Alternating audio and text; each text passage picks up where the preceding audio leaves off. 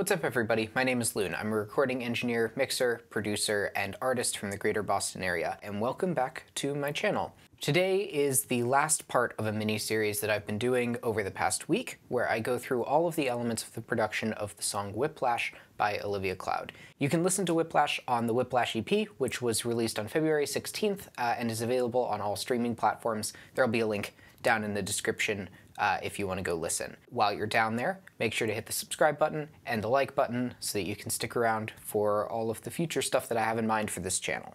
In this video, I'm going to be talking about the mixing process and also talking about the mastering process and how I got the song up to the level that streaming services will take it.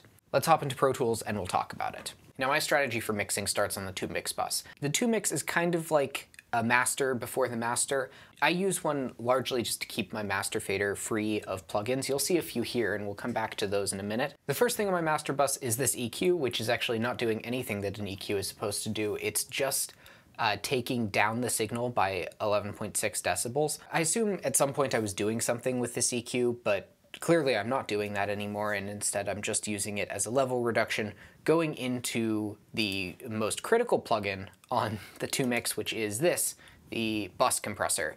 Now this is the SSL native bus compressor. This plugin has shown up in other videos from this series, and it just goes to show how reliant I am on it. It's a really good sounding plugin. And I have it on the master bus as kind of a final compression step just to make sure everything kind of sits together. There's a big debate in the audio world as to whether or not you should put compression on your master bus. I do sometimes, I don't other times. This song felt like it could use it, but in any case, whenever I do, I have a relatively slow attack. I leave this on auto release. I have a very shallow ratio of just 2 to 1, and I'm trying to have roughly 2 to 3 decibels of gain reduction. So if we look at the loudest part of this song, you'll see on the VU meter the most amount of compression that I could possibly be getting from this.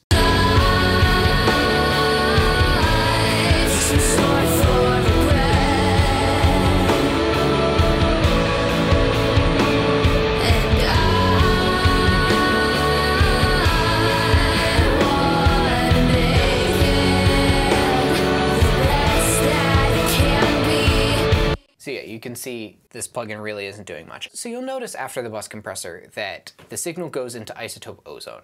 And I'm gonna talk about ozone a little bit later and what it's doing here, but I didn't mix with ozone enabled, but I did mix with the bus compression, and so I wanted to talk about that first before we talk about the rest of the mix in my process, but I assure you we will get back to ozone.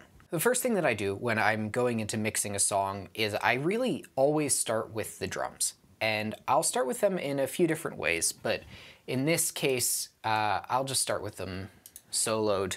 This is all of the drum tracks.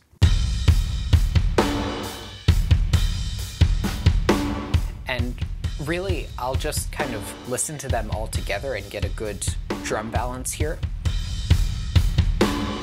Because the drums are really the foundation of the mix. So if the drums sound good on their own, and they're punchy and they're balanced, and in particular I'm looking to make sure that the cymbals are not too washy, I'm gonna have a good foundation for the rest of the mix. The next thing I added in is bass, and that's just because the balance between the kick drum and the bass guitar is super important to get right.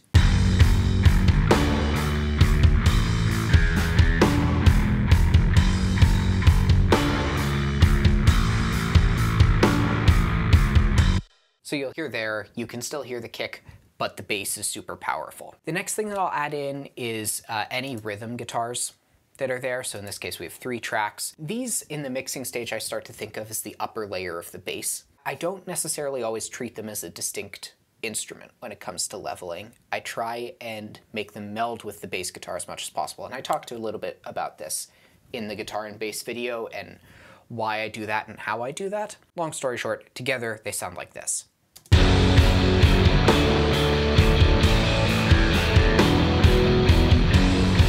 And then we can add in the lead guitar here.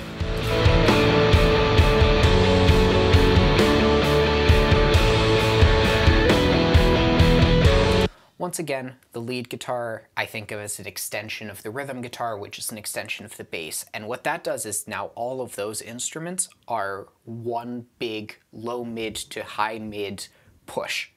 And that works really well, especially for this sort of rock. That's the whole instrumental mix, minus these string patches from earlier on in the song. And then the only thing left to add after that is vocals, which can be the hardest part and requires finding a place in the mid-range where you can put them, where you can really get the guitars out of the way without compromising the sound. In this case, especially with this section, there are so many vocal layers. It was pretty easy to make the vocals cut, and it was a lot harder to get everything else to cut through. If we listen together, we get this.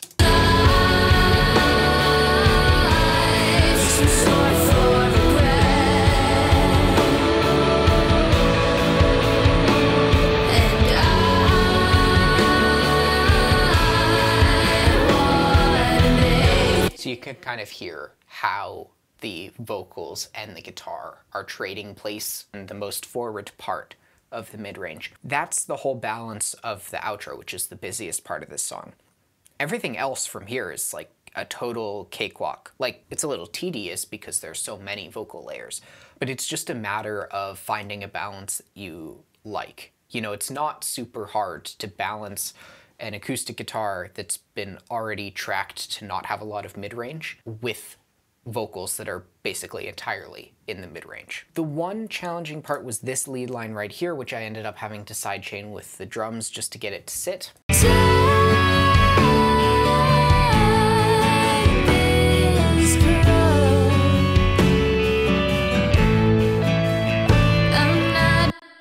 The rest of the mix was just really cutting out problematic frequencies and compressing stuff where necessary to make it sound good. But if you start with a really solid level balance, I find that the rest of the mixing really just comes together. It also, again, helped that I got good sounds on the way in, and I didn't have to mess with a lot of stuff to get it to sit well. But that really just goes to show how important the tracking phase is and how important planning your tracking phase is, which we did on this project by completely demoing the entire song, every single part, in a Logic session before we recorded it. So we had a track-for-track plan, and we knew that everything would fit well together. Basically, everything is being sent to a bus, which is then getting some amount of compression and some EQ on it. That's drums, acoustic guitar. Guitar and bass are just going straight to the 2 mix. As are the string patches. That's because they're already so heavily processed that they don't necessarily need anything else coming from a bus. And then, of course, vocals. And they're all going to the 2 mix here. And then finally, we have Ozone here. And Ozone is the isotope mastering plugin. You know, it's pretty popular, and for good reason. It has a good interface, it works, it sounds pretty good. I'm using it here just as the last bit of level push. It can do a lot more than I'm having it do right here. It can do things like equalization, it can do things like spreading the stereo field. I'm not using any of that. I'm just using it as a final mastering compressor. I'm just gonna bypass this, turn it on and off, and we'll see what kind of change it's having.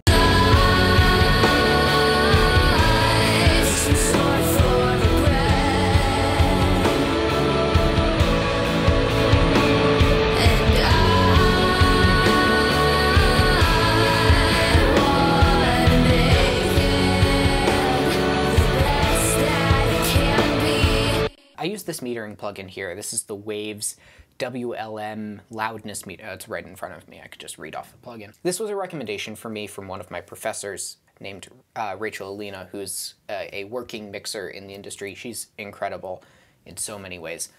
Shout out Rachel. She helped me with a lot of struggles that I was having with mixing. What I really love about this metering plugin is that I really only need to worry about one of the numbers, and it's the one right here, the short-term left, which right now says no anchor, but once I start playing, it'll start giving us a number. For the most part, when I'm mastering, I'm aiming for between -10 and -5. That's something that I know I'm gonna hit whatever Spotify's loudness target is and then get turned down a little bit, which means that the loudness is gonna work with the songs around it. That is on the louder end of the mastering range, and if you're not getting there, that's probably fine. And in some cases, you should not get that loud because it will sound over-compressed, but it works here. I was aiming for roughly -8 or -7 for this song, and sort of between -9 and -7 for the rest of the EP. You'll see here, I pretty much hit that target.